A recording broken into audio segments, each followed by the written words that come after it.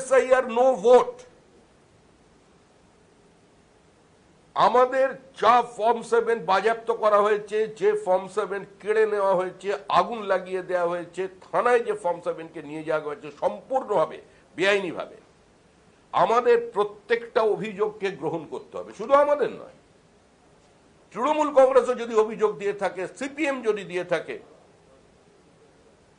আমি জানি না অবশ্য সিপিএম তো আবার এখন মুর্শিদাবাদের দিকে চলে গেছে, কেন্দ্রিক হয়ে গেছে।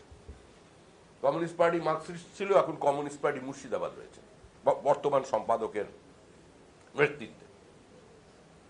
বা কংগ্রেস যদি দিয়ে থাকে, বা কোনো সাধারণ প্রতিবেশী যদি দিয়ে থাকে, প্রত্যেকের অভিযোগকে গ্রহণ করতে হবে।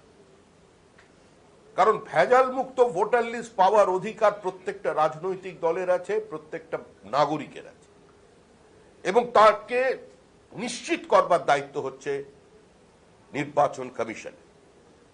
আমরা প্রথম দিনে যে কথা বলেছি, আজকেও সে কথা বলছি যে জ্ঞানেশ কুমার সাহেবের কলকাতায় আসার প্রয়োজন আছে।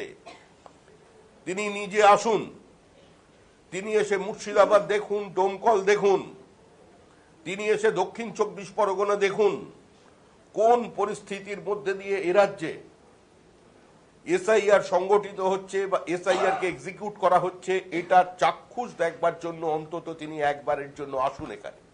ফলো করুন টাইমস নাও খবর।